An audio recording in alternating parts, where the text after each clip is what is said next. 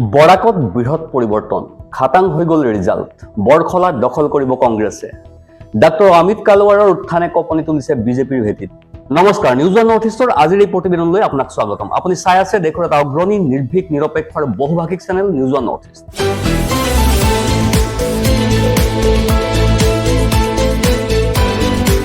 যদি আপুনি এতিয়াও আমাৰ এই ভিডিঅ'সমূহ চোৱা নাই লাইক কৰা নাই সাবস্ক্ৰাইব কৰা নাই তেন্তে সোনকালে কৰক কাৰণ এই চেনেলটো গদি মিডিয়া নহয় যাক ক্ষমতাৰ জোৰেৰে সঁচা কথা কোৱাৰ ক্ষেত্ৰত দমন কৰিব পাৰিব নিউজ ওৱান নৰ্থ ইষ্টৰ মাধ্যমেৰে আমি কেৱল বাতৰি সম্প্ৰচাৰ কৰাই নহয় ইয়াৰ আঁৰৰ প্ৰকৃত সত্যও আপোনাৰ সন্মুখত তুলি ধৰিবলৈ চেষ্টা কৰোঁ যিবিলাক বাতৰি গদি মিডিয়াই আপোনাৰ সন্মুখৰ পৰা সদায় লুকুৱাই ৰাখে অসমৰ আসন্ন বিধানসভা নিৰ্বাচনৰ দিন চমু চাপি অহাৰ লগে লগে ৰাজ্যখনৰ প্ৰধান বিৰোধী দল কংগ্ৰেছৰ মাজত টিকট প্ৰত্যাশীৰ হেতা ওপৰা লাগিছে বিশেষকৈ পৰিৱৰ্তনৰ সুনামীয়ে বিধ্বস্ত কৰি গৈছে বৰাক উপত্যকা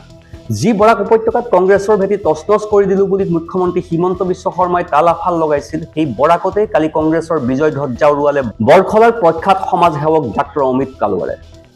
বৰখলা সমষ্টিটো বৰ্তমানো কংগ্ৰেছৰ দখলত আছে যদিও অতি সম্প্ৰতি হৈ যোৱা সমষ্টি পুনৰ নিৰ্ধাৰণে বৰখলাৰ বৰ্তমানৰ কংগ্ৰেছ বিধায়ক তথা প্ৰাক্তন মন্ত্ৰী মিছবাহুল ইছলাম লস্কৰৰ পুনৰবাৰ জয়ী হোৱাৰ সপোন সমলি ধূলিসাৎ কৰিলে ইপিনে সমষ্টিটোত মিছবাহুল ইছলাম লস্কৰৰ অমনোযোগিতা আৰু তৃণমূল কৰ্মীৰ সৈতে কোনো গ্ৰাহ্য সম্পৰ্ক নথকাৰ বাবে কংগ্ৰেছ হাইকমাণ্ডে আসন্ন বিধানসভা নিৰ্বাচনৰ বাবে টিকট প্ৰদান কৰিলেও ই হ'ব কংগ্ৰেছ হাইকমাণ্ডে লোৱা এটা ঐতিহাসিক ভুল সম্প্ৰতি বৰখলা বিধানসভা সমষ্টিত মুঠ ভোটাৰৰ সংখ্যা প্ৰায় 2,08,000 সমষ্টি পুনৰ নিৰ্ধাৰণৰ পাছত সমষ্টিটোত সংখ্যালঘুৰ ভোট কমি যোৱাৰ ফলত 32% হ্ৰাস পালে ইপিনে সমষ্টি পুনৰ নিৰ্ধাৰণৰ পাছত সমষ্টিটোত হিন্দু ভোটাৰৰ সংখ্যা প্ৰায় দুগুণ বৃদ্ধি পালে এই পৰিসংখ্যা অনুযায়ী আসন্ন বিধানসভা নিৰ্বাচনৰ বাবে কংগ্ৰেছ হাইকমাণ্ডে যদি কোনো সংখ্যালঘু লোকক প্ৰাৰ্থিত্ব প্ৰদান কৰে তেন্তে কংগ্ৰেছে যে প্ৰায় বিজয় নিশ্চিত থকা এখন আসন যে অনায়াসে হেৰুৱাব ই নিশ্চিত বৰখলা সমষ্টিত আসন্ন বিধানসভা নিৰ্বাচনত কংগ্ৰেছ দলৰ হৈ প্ৰতিদ্বন্দ্বিতা কৰিবৰ বাবে ইতিমধ্যে প্ৰায় 5 গৰাকী নবীন প্ৰবীণ কংগ্ৰেছীয়ে টিকটৰ দাবী কৰিছে তাৰে ভিতৰত সমষ্টিটোত বৰ্তমান বিধায়ক হৈ থকা মিছবাহুল ইছলাম লস্কৰ ডাক্তৰ অমিত কালৱাৰ হালিমুদ্দিন বৰভূঞা সঞ্জীৱ ৰায় আৰু জুৱেল বৰভূঞা কিন্তু এই সকলোলৈ লক্ষ্য কৰিলে সমষ্টিটোৰ সৰ্বস্তৰৰে ভোটাৰৰ মাজত ডাক্তৰ অমিত কালৱাৰৰ এক শক্তিশালী প্ৰভাৱ দেখা পোৱা গৈছে ইপিনে প্ৰায় 2,08,000 গৰাকী ভোটাৰ থকা সমষ্টিটোত চাহ জনগোষ্ঠীৰ ভোটাৰ আছে প্ৰায় 70,000 ডাক্তৰ অমিত কালৱাৰ হৈছে এগৰাকী চাহ জনগোষ্ঠীয় প্ৰভাৱশালী নেতা এনে অৱস্থাত সমষ্টিটোত থকা 32% সংখ্যালঘু ভোট আৰু প্ৰায় 70,000 চাহ জনগোষ্ঠীৰ ভোট যদি একত্ৰিত হৈ পৰে তেন্তে আসন্ন বিধানসভা নিৰ্বাচনত বৰখলা সমষ্টিত কংগ্ৰেছৰ বিজয়ৰ অশ্বমেধ আৰু কোনো বিজেপিৰ চাণক্যই ৰুধিব নোৱাৰে আৰু এতিয়া সমষ্টিটোত এই 32% সংখ্যালঘুৰ ভোট আৰু প্ৰায় 70,000 চাহ জনগোষ্ঠীৰ ভোট একত্ৰিত কৰাৰ একমাত্ৰ আশা কৰিব পাৰি চাহ জনগোষ্ঠীয় নেতা ডাক্তৰ অমিত কালৱাৰৰ ওপৰতহে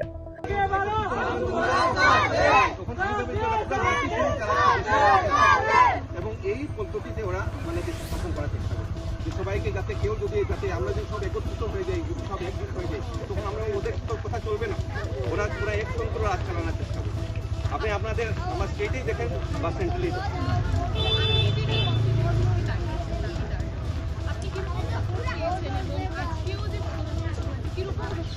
আপনি দেখেন আমি যখন আজকে 3-4 মাস আগে যখন জয়েন করে আসছিলাম তখন ওটার প্রতিযোগিতাটা হয়তো নিশ্চয়ই আপনারা দেখেছেন আমরা যে রেডি করেছিলাম ওই রিলিজ আমি কোনোদিনও ভাবিনি এত মানুষ হবে যেহেতু আমি পলিটিক্স ছিলাম না কিন্তু 3-4 মাস হয়েছে আমি পলিটিক্সে জয়েন করেছি কিন্তু কথাটা হলো যে আমি আজকে লাস্ট 10-12 বছর ধরে জনসেবা করে যাচ্ছি যদিও আমি ডক্টর আমি আগেও বলেছি আমার কাজ হলো স্বাস্থ্য শরীরের রূপ ঠিক করা কিন্তু আমার যদি সমাজ আমাকে একটা সুযোগ দেয় তাহলে আমি সমাজের রূপটাও একটা চেষ্টা করবো যাতে এটা ট্রিটমেন্ট করে এটাকে ছড়াতে পারি তো জনসাধারণের প্রচুর সাপোর্ট আছে আপনারা নিজেই দেখতে পাচ্ছেন আপনি তো সকাল থেকে আছেন আমার সাথে দেখতে পাচ্ছেন জনসাধারণের মধ্যে কি উৎসাহ আছে যারা অমিত কালওয়ারকে পেয়ে ওরা অমিত কালওয়ারের উপরে একটা বিশ্বাস আছে অমিত কালওয়ার আমাদের আমরা যদি ওদেরকে সাথ দিই অমিত কালওয়ার আমাদের জন্য কিছু একটা করবে আমাদের এরিয়ার জন্য কিছু একটা ডেভেলপমেন্ট করবে ভালো কাজ করবে আমরা মঙ্গল পান্ডে চক হয় এনআইটি পয়েন্ট এনআইটি ক্যাম্পাসের ভিতরে বড়াখাই গার্ডেনে গেট আছে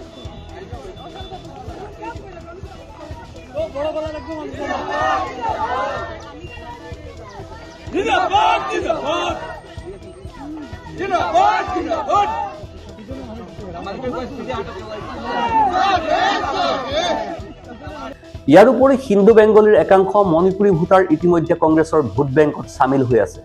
ইপিনে সমষ্টিটোৰ পৰা কংগ্ৰেছৰ টিকটৰ দাবীদাৰ হৈ ডাক্তৰ অমিত কালৱাৰে ইতিমধ্যে নিৰ্বাচনী ৰণসিঙা বজাবলৈ আৰম্ভ কৰিছে